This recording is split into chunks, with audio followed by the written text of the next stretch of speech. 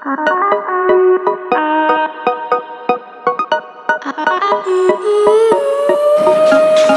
Roma, sono tornata finalmente. Buongiorno a tutti, dove andiamo? E l'ho messo nella vasca da bagno e l'ho lavato io con le mie mani. You've got Luigi who believes in God and Antonio who believes in science. Ha detto, aspetta, ha detto. Pure tu hai fatto un sogno! Le cose scontate, le cose turistiche, siamo arrivati.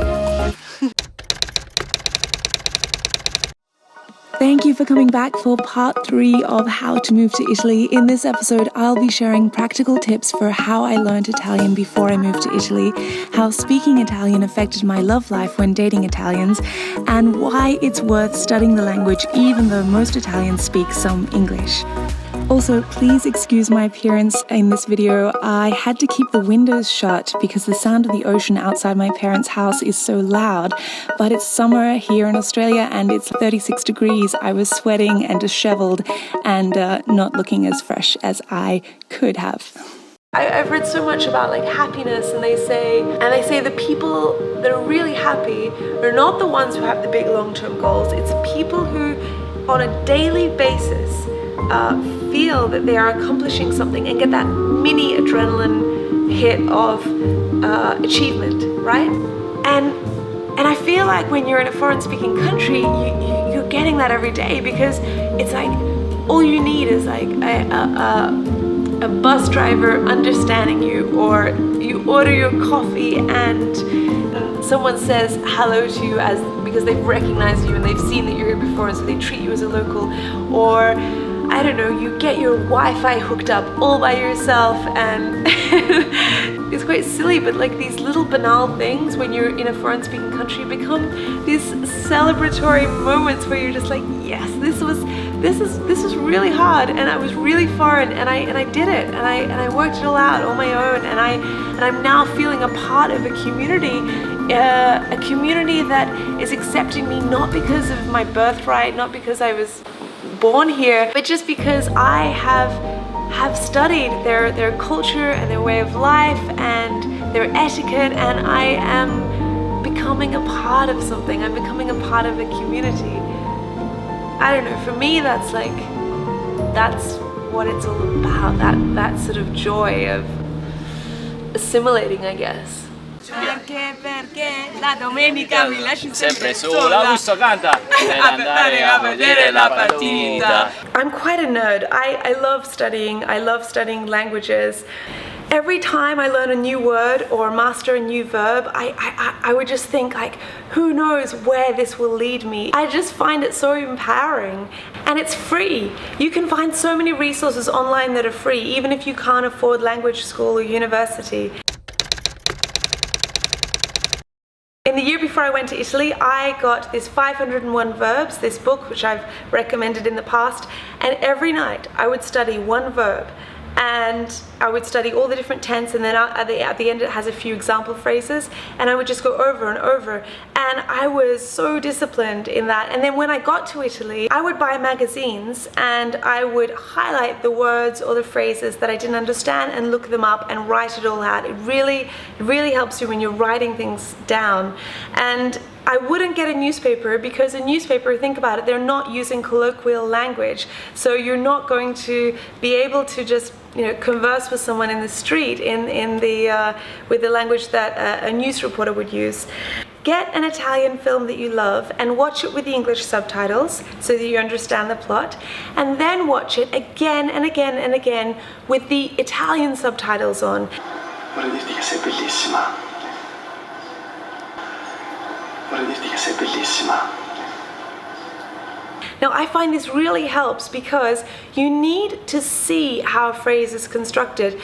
I've had foreign friends who have lived over there for years, and they've said, they say, oh, I understand better than I speak. Well, you know why that is? Because you haven't seen how a phrase is constructed. And when you're seeing the Italian subtitles up on the screen, you can say, right, I see that, I see all the articles, I see how it's spelt, so that then your emails and your texts can get better as well. And I just found it really useful. The other thing is, with a movie, you're seeing scenes that reflect real life. You're seeing like a natural interaction, boy meets girl. I would write down these phrases. I mean, it sounds like a lot of work, but it's not actually, because you're thinking, well, I was thinking as I'm writing this down, I'm thinking, wow, who knows in what love affair I'll be using this phrase. It's so exciting to be equipping yourself with this vernacular. Another thing I would do is get an album with all Italian lyrics and just listen to it over and over, because this is a great thing to just let the language, the pronunciation, the cadence slip into your subconscious when you're just distracted. Maybe you're cooking, maybe you're doing something else, but it's going in there. I remember when I was lusting for Italy and I was working in an office and I was so stressed, in the morning when I got ready, I would have Rai News on the TV, because that was the only Italian program that was on TV every day in Australia, and I would have it on in the background. I didn't understand what they were saying. I wasn't necessarily following it, but I just wanted to hear that Italian to keep the connection alive. For the female's experience, when you're a straniera, a foreign girl, it is unfortunately very easy to fall into the archetype of the promiscuous, loose girl who's up for a one-night stand and is not staying for long in Italy, and so she just wants her fun and then go back to her hometown. And that's fine, that's everyone's choice, but I guess for me, I just found like I wanted deeper relationships, and I try to fight against this stereotype, because I say, not every girl, foreign girl, is like that. I think that's where speaking Italian really helps, because you will find guys who speak perfect English, but they might just see it like you're just passing through, whereas if you take the time to learn the language, I think it subtly sort of sends a message that, hey, I'm a bit more serious, I am interested in being here long term, and that you're interested in more than just a physical relationship. Also, just be able to be sarcastic, ironic, a bit more playful. You want subtext and nuance, or I did anyway. I wanted to be able to go away with my partner's friends or meet their family, and nobody had to speak English for me. I wanted that because I think it's also a sign of respect. Like, you're moving to their country, it's the least you can do is try to speak their language. I remember Italian guys just sending me a text saying, do you want to go and get a gelato or go for a passeggiata? For them, it would just be something super spontaneous, whatever. I would be a total geek. I was like cramming for an exam. They didn't realize it, but literally in the hour before we were about to meet, I would be there on the floor with like palm cards and dictionary and grammar books, and I would make this whole flow chart on where the conversation could go. I was like, maybe he'll ask me about this, and then that would lead to this question, so I should look up vocab about that. And I loved it. I loved it. It's the best way to learn, because you know that you're instantly going to be able to put it into practice.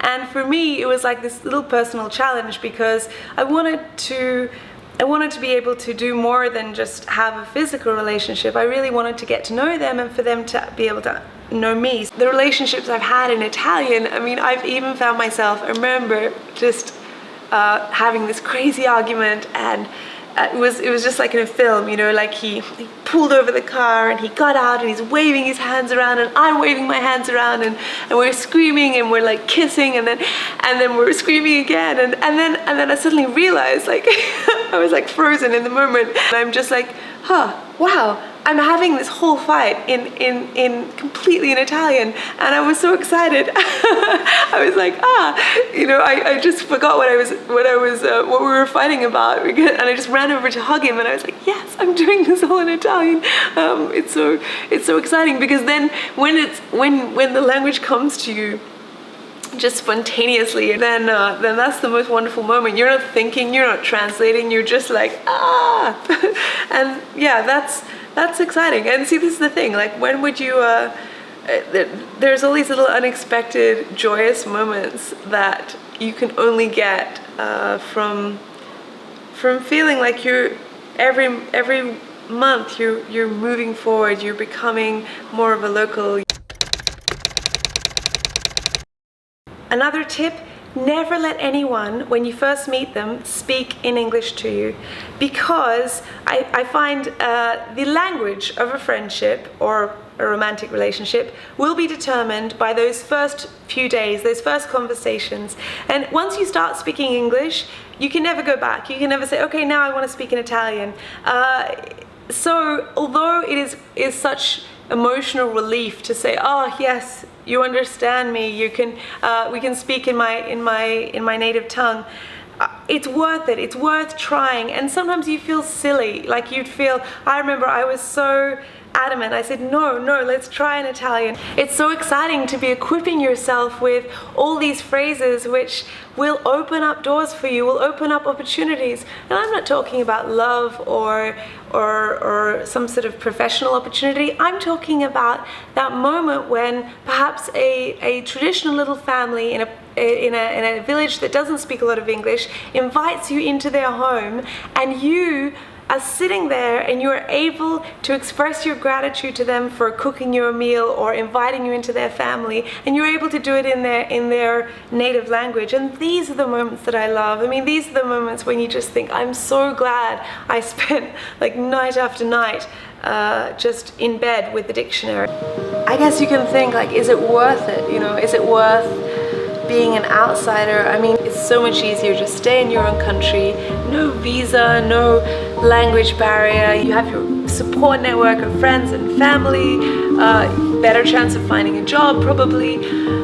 But I mean, I don't know, like, you've only got one life, like you've lived so many years in your home country, like, why not try this? I mean, if you save up for a return ticket, the worst that can happen is you'll have to get on that plane and go home. And that's really not such a disastrous situation. The idea of challenging yourself, of, I can't tell you, like, when you just feel so triumphant. Like, I had so many moments where I'm on a staircase going back to my apartment, and the super snobby signora that lives upstairs sees me on the staircase and just throws out some super colloquial comment in dialect, and I understand it, and I have this like 10 seconds of authentic local interaction. And I mean, she has no idea that I'm amplifying the situation, but you know, it was like, yes, I made it. She considers me a part of her palazzo, of her building, and you feel this sense of triumph. Whatever stage you're at with learning Italian, keep going. It is worth it. My Italian isn't perfect and I still have so much to learn, but if you would like me to make some videos talking about the phrases I find most useful or the top mistakes I used to make when I first moved to Italy, let me know in the comments below, and thank you so much for watching.